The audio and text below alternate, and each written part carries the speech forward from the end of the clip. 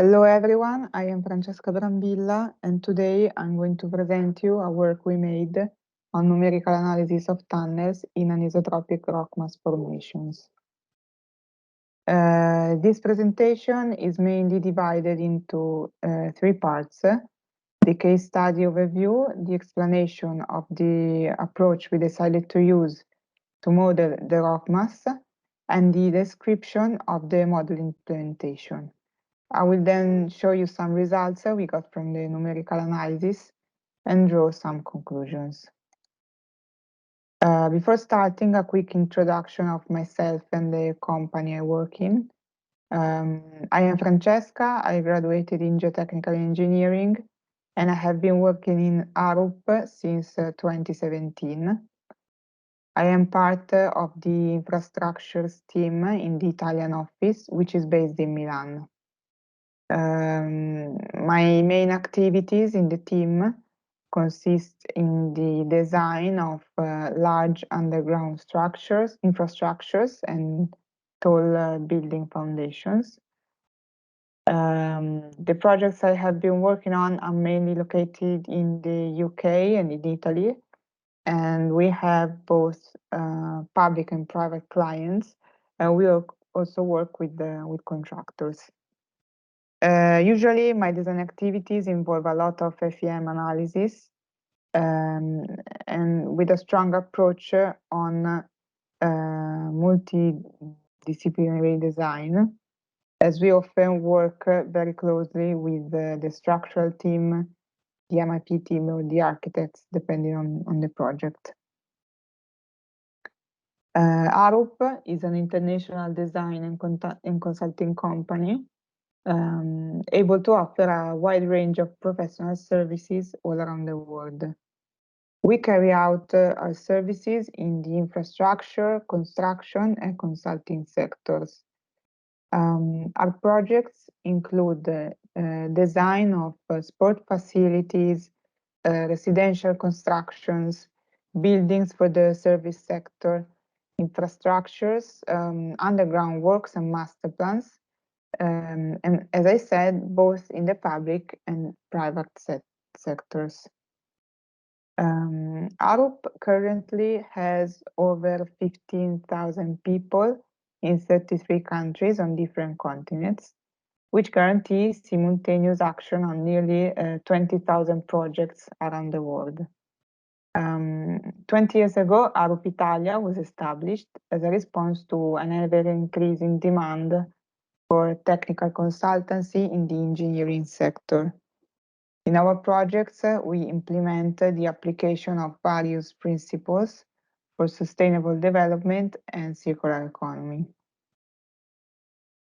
Let's start with an overview of the case study I'm going to present you today. The project consists in an intersection of underground excavations for service tunnels in a mine project at a depth of 360 meters.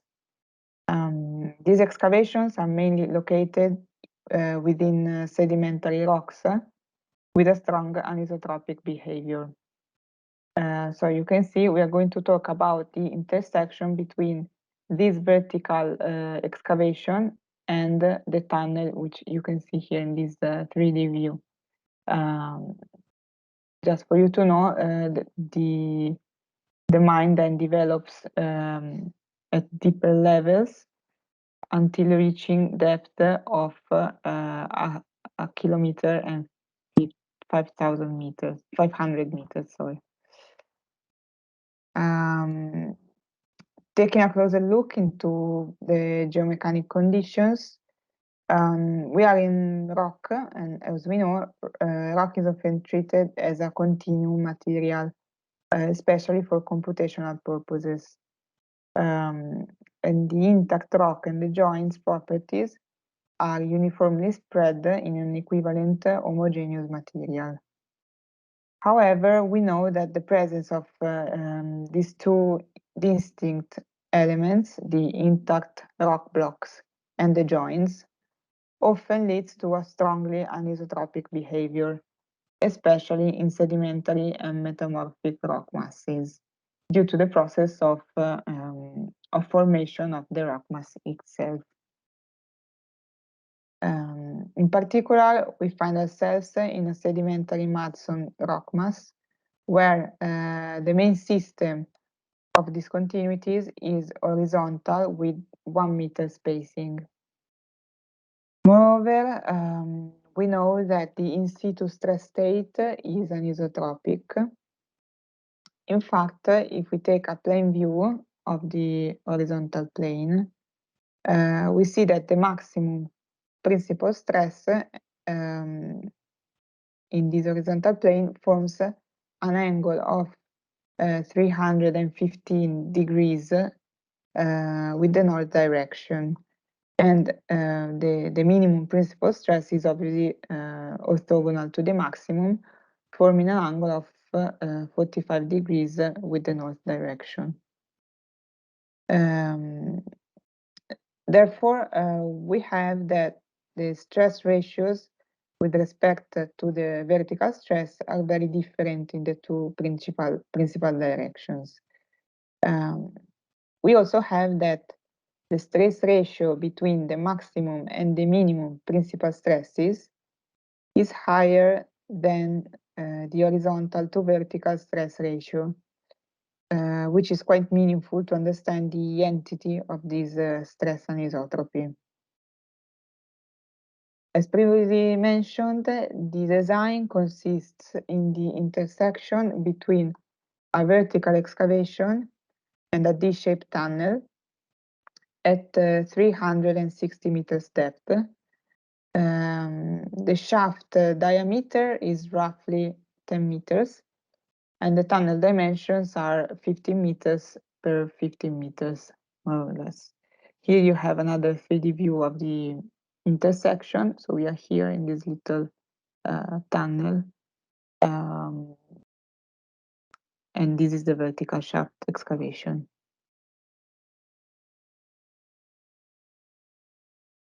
To reach this depth level, different excavation technologies are to be used, changing with the depth and type of rock encountered.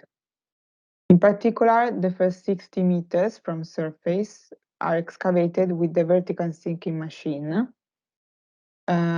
which hangs on already in place diaphragm walls and excavates with a mechanical cutting drum. After the first 60 meters, excavation proceeds with the shaft boring machine, which is, as you may know, is basically a tunnel boring machine in the vertical direction. So we excavate with the shaft boring machine until the required depth of 360 meters is reached. The tunnel is then excavated with drill and blast on partial sections of the tunnel. For the inset, which is how we will call the intersection geometry, and for the tunnel, permanent rock bolts are provided together with wire mesh and shotcrete, whereas reinforced concrete is provided at the intersection portals. So we will have also some permanent reinforced concrete structures. More in detail, the tunnel excavation sequence starts from the central top heading with 3-meter excavation rounds. Once this first section has been excavated for the whole tunnel length, left and right top headings are excavated in alternate rounds of 3 meters, with the left side being always 6 meters ahead of the right side. So we start from here, complete section 1, then 6 meters of section 2, and then we start alternating 3 meters section 3, 3 meters in section 2. Then we have the excavation of the upper branch, which is full face, and as well as the lower bench. Both go with 5 meters excavation rounds. Following each excavation step, rock bolts are installed, whereas temporary shotcrete is placed in macro steps for the whole tunnel length, meaning so at the completion of the top heading excavation, we install the crown shotcrete. Then at completion of upper bench, we install upper bench shotcrete, and so on. These are some technical details of the tunnel support system. In particular, as I told you, we have horizontal discontinuities. The rock bolts have to keep an adequate inclination in order to allow to sew the rock blocks together. So you can see here that the rock bolts is basically going through the different rock blocks to keep them together. Okay, so let's get into the modeling part. As you have seen, the rock mass modeling is the crucial aspect for this project. In particular, when we're starting to build the model, we set some requirements for our model, which were to capture the anisotropic rock mass behavior and the anisotropic stress state, to have a versatile model in terms of being able to model the rock mass with different approaches, and also to easily modify the excavation sequence, because at that time we hadn't come up with the final sequence yet. Another requirement was to be able to simulate the shotcrete aging after its installation.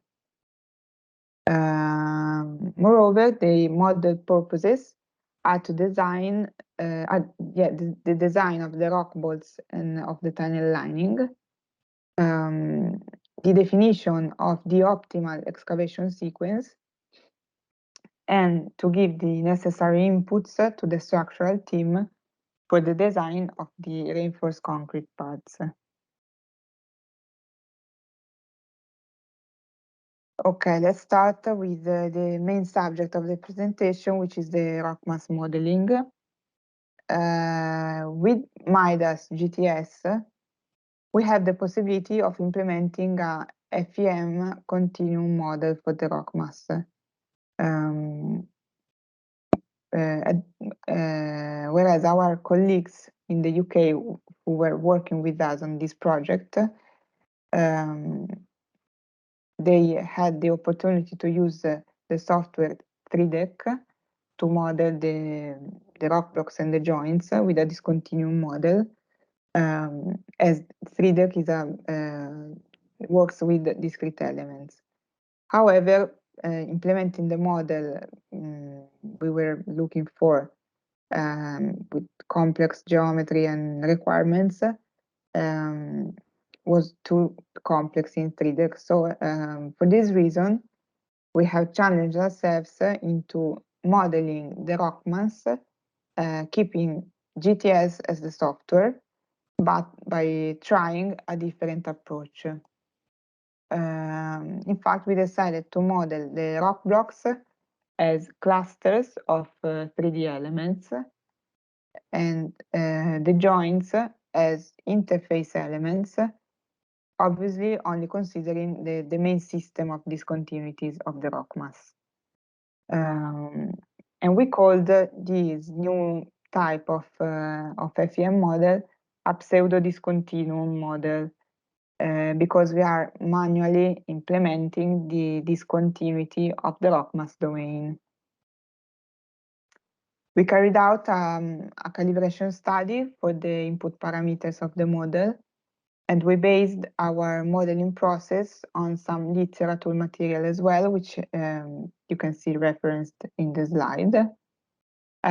For the calibration study, we performed uniaxial and triaxial tests in the discrete element software 3DEC and in the finite element software MIDAS GTS.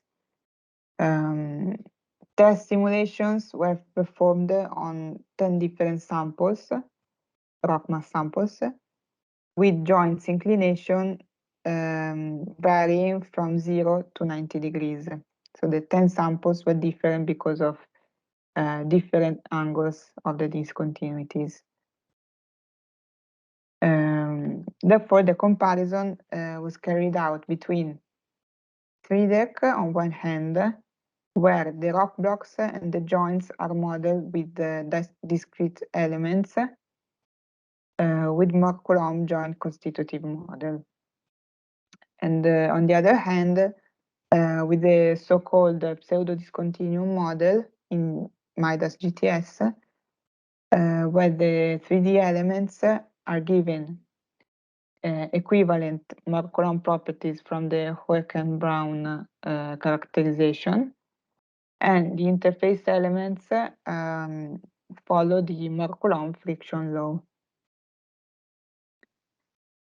This is a sketch of how the test simulations were performed. For each sample, different confinement pressures were applied, from 0, corresponding to a uniaxial test, to 6 megapascals.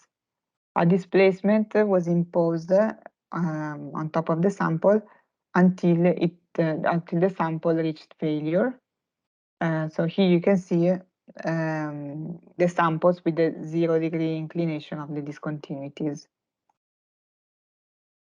We noticed that for low inclination angles of the joints, the failure of samples occurs within the rock blocks, and the plasticity zone propagates transversely to the joints. In this slide, you can see the failure occurring in the sample with the 20 degrees joints. This is the output in 3DEC and this in GTS. For intermediate angles, as for example 60 degrees, failure occurs along the discontinuity surface. You can clearly see in the MIDAS output here, the sample breaks in two due to failure along this interface surface here. For very high angles, meaning the joints are very steep or vertical, as in this example, 90 degrees, the failure again occurs within the rock blocks and propagates transversely to the joints.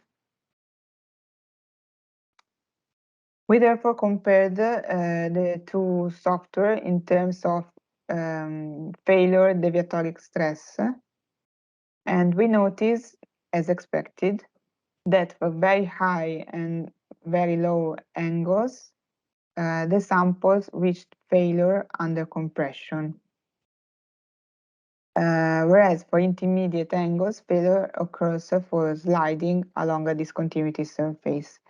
As you can see, we came up with very comparable results. So these results are from uniaxial test simulations.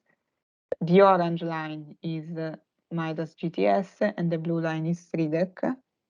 And the results are plotted in terms of failure deviatoric stress on the y-axis for each discontinuity inclination angle. So here we are the joint orientation in degrees. The following slides show the comparison results for each confinement pressure value in the triaxial tests. So here, for example, you can see the results for confinement pressure of 0.5 megapascals, and you can see that they basically have all the same shape in the behavior. We also carried out a comparison in terms of stiffness, considering the stiffness E50, which corresponds to the stiffness at 50% of the total deformation of the sample. In this way, we have a comparison both in terms of strength with the plots I have previously shown, and in terms of stiffness. So we can observe that the shape is basically the same. It's still a good comparison, especially for the discontinuity angles we were interested in, so with the 0-degree inclination. Again, here you see the results for increasing confinement pressure in the triaxial tests. And you can see the behavior is always the same, with pretty good comparison. So once the calibration study was concluded and we were happy with the outcomes, we started building the project model. We started by implementing this rock mass modeling method we use for the samples. But obviously we couldn't model the entire rock mass domain with the interfaces, because it would have been too onerous in terms of computational costs as well as modeling time. Therefore, we decided to keep the pseudo-discontinuum modeling approach within one diameter from the excavation profile. So this shape you see here was modeled with interface elements every meter, whereas the remaining part of the domain was in this remaining part, the rock mass was modeled as a continuum. For this reason, we used a property set for the continuum rock mass, where the rock blocks are the rock blocks and the joints. The parameters of the rock blocks and the joints are uniformly spread in a homogeneous material. We used the Moore-Coulomb constitutive model, deriving the parameters from Hoek-and-Brown characterization, as I said.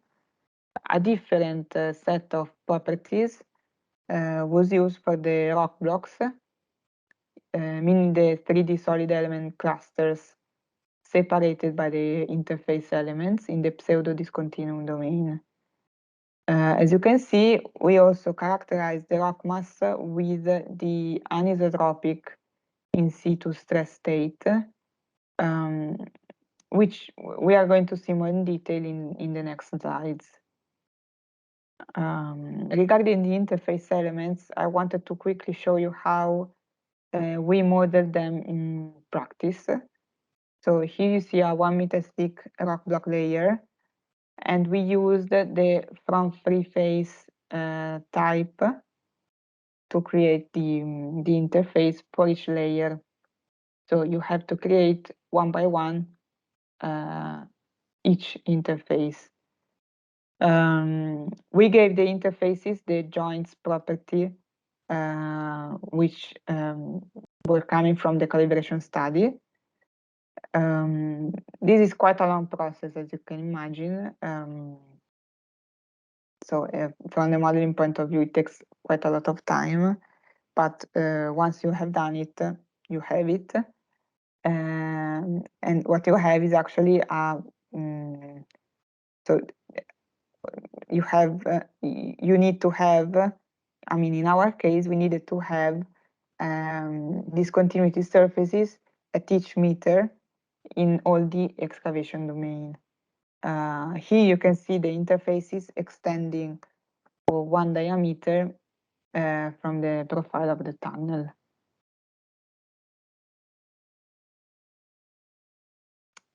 So regarding the anisotropic stress state, as I was saying before, we managed to implement it through the designated function in MIDAS GTS. Obviously, we had to transform the angles based on how our model was oriented. So in the model, the north direction had this inclination, so we calculated the angle formed by the direction of the maximum and the minimum principal stress with respect to the x-axis. And then we input the value sorry, of the maximum and minimum stress ratios here in the property set. Then we checked this procedure by initializing the stress state in the model and verifying the direction of the principal stresses in the analysis output. Here you can see a plan view of the model, and so this here is the north direction, and you can see that the maximum principal stress, which follows this direction, is as expected, because it keeps the same direction we were expecting. The minimum principal stress is obviously in the orthogonal direction. Regarding the structural elements in the model, we modeled the shotcrete as shell 2D elements and the rock bolts as 1D beam elements, adding also the interface pile elements. This type of interface is very convenient because it allows to automatically obtain node connection between the rock bolt nodes and the surrounding rock mass elements. Moreover, due to design requirements, we also had to ensure a node connection between the rock bolt and the shotcrete to the elements. So you can see here that the rock bolt node coincides with the tunnel lining node. Regarding the simulation of the shotcrete aging, we used the change property function, which allows to change the property of an element during the analysis. We used different property sets to model the shotcrete at 1, 3, 7, 14, and 28 days from the installation of the shotcrete. So at the end, we came up with 62 steps for the analysis, which we can quickly see in this video. This is a frontal view of the model with the vertical shaft. This is the intersection, and then you will see the tunnel appearing here. So let's start with the video. After vertical excavation, we have the central top heading, excavation, the lateral top heading sections, upper bench, lower bench. If we can go through it again. So vertical excavation, top heading, completion of top heading with installation of rock bolts and shotcrete, and upper and lower bench. Same video, but with the view from the top. So here we can see more clearly that all excavation steps are followed by the rock bolt installation and afterwards by the shotcrete installation.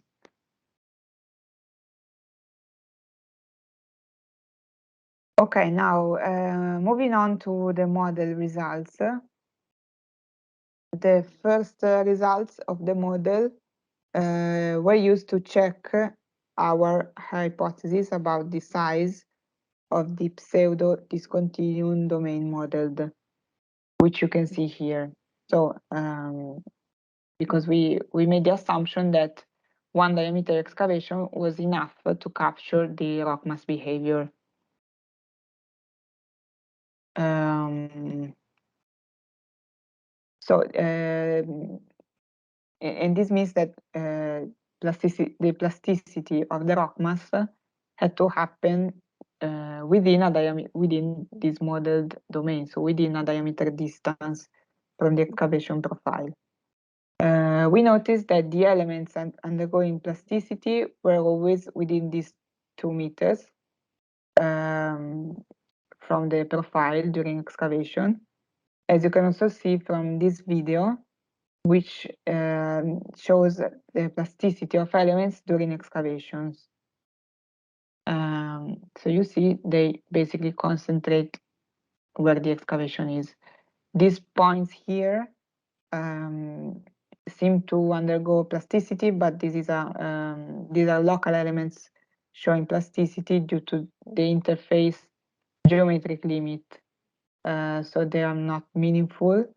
What we observe also by the plastic strain output, which is this one, is that plasticity always occurs within few meters from the excavation profile.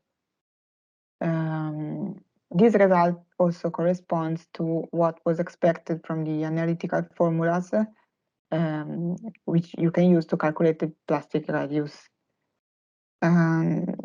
This approach, so this assumption of the 1 diameter distance from the excavation profile, was therefore verified, and we could proceed with our analysis. Okay, so this is an interesting plot showing the tunnel crown convergence during the excavation. We extracted the output from this column of red nodes you see highlighted here, and we have radial displacements on the y-axis, where negative values mean converging displacement. And on the x-axis, we have the steps of the analysis. Each line corresponds to behavior of each one of the red nodes.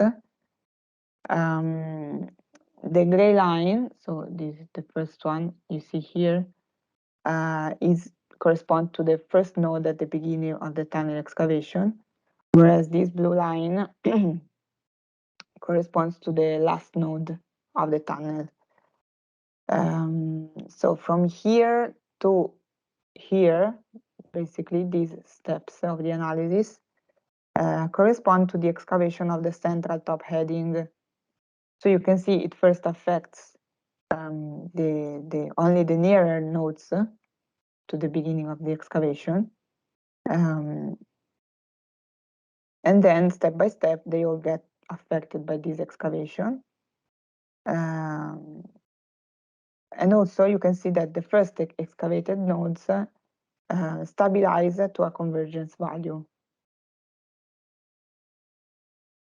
Then we have the start of the lateral top headings, and we can clearly see that the excavation steps are followed by the behavior of the nodes in these lines. You can clearly see the steps. Then we activate the shotcrete in the entire top heading here, and we activate the shotcrete in the remaining parts of the tunnel and of the intersection. So we can see that the convergence stabilizes until the last step of the analysis, where there is a slight increase because long-term conditions are applied in the last step. So basically we have that when the lining is first activated here, we already have 30 millimeters of displacement. So the lining at the end has to absorb very little displacement, almost, we can say almost zero displacement. Okay, so let's look now at the rock bolts. We checked the rock bolts behavior to see whether the rock bolt typology we had assumed for our design was properly working. These are some results in terms of axial force. So to elaborate the results, we made different plots. In this one, we have considered two steps of the analysis. The last step of the excavation sequence, which is the green one, and is the long-term step. No, sorry, the last step of the analysis is the green one and is the long-term step. And then the brown one is the last step of the excavation. The last step, the long-term step, we apply, of course, the worst conditions, especially regarding the water table. On the y-axis, you see the axial force, and on the x-axis, you have the rock bolt ID, meaning that each entire number, corresponds to a rock bolt. So each column of dots represents all the nodes of the single rock bolt. So each dot is a node of a rock bolt. In this way, we had an idea of the axial force developing within the rock bolts. Of course, I mean, one node of the rock bolt is reaching the 350 kilonewtons, but that's only one node. So the average value of the axial force developing on the rock bolt is much less.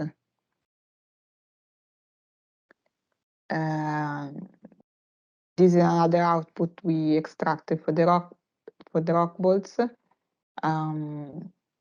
These plots consider a single rock bolt instead. So this rock bolt here, which is highlighted for this plot, and this one here in the tunnel crown for this other plot. And this time we have axial force on the y-axis and the analysis steps on the x-axis. In this way, we can see the rock bolt behavior during the analysis. Each line corresponds to a mesh element of the rock bolt considered. So we can notice that some elements are increasingly developing axial force during the excavation, whereas other elements are only activated at the last step. We can see basically a similar behavior here in the crown rock bolt, developing some of the internal force in the first stages of the analysis, and then this is the last stage. These are the displacements of the rock bolts in the tunnel, and this is a very meaningful result because it allows us to check also if the pseudo-discontinuum approach that we are using is actually working, because I hope you are able to see this. For example, in this row of rock bolts, you can see that the deformed shape actually reflects the discontinuities in the rock mass. So each step in the deformed shape, I hope you can see them, corresponds to a joint within the rock mass, which we have modeled through the interfaces. You can also see here, for example, where you have an initial inclination in the red parts of the rock bolts, and then the blue parts, the last one, ends up with a total different inclination. So the discontinuity in the deformed shape of the rock bolts tells us that we actually have a discontinuity in the rock mass, and it is working. The same we can see here, where we have the rock bolts of the inset, so of the intersection, sorry, before the tunnel. So you can see you have some steps in the deformed shape as well. So getting to conclusions, we compared the results of our tunnel analysis with an equivalent model with only a tunnel modeled in 3D, and we were getting extremely comparable results, especially in terms of the rock bolts. So this is another confirmation which validates our model and the approach, the pseudo-discontinuum approach that we used. A benefit of this model is also that it is a versatile model for both the continuum and the discontinuum approaches. In fact, once the model is built, we just have to save a different version of the model before creating the interface elements for the discontinuities. And in this way, we have two models. One we can use for the continuum approach, the one without the interfaces. And in fact, in the first stages of the design, to get preliminary results, we used this continuum model. And then with the model with the interfaces, we have a pseudo-discontinuum approach, which we have used for the advanced stages of the design. This model also helped us in the communication with all the people involved in the project, from the design team to the client and the contractor. In particular, helped us to choose the optimal sequence for the excavation and the right moment for the installation of rock bolts and lining. In fact, apart from the visual help that it was giving to understand a complex design sequence, it was also quite easy to modify the analysis sequence to get an idea of the different outcomes in the different cases we were considering. Moreover, we were able to use a single model to check the geotechnical stability of the design and also the structural elements such as the shotcrete and the rock bolts. On the other hand, for the reinforced concrete structures, this model was used as an input for a structural model to define the design. So our colleagues of the structural team had their own purely structural model for the reinforced concrete structures.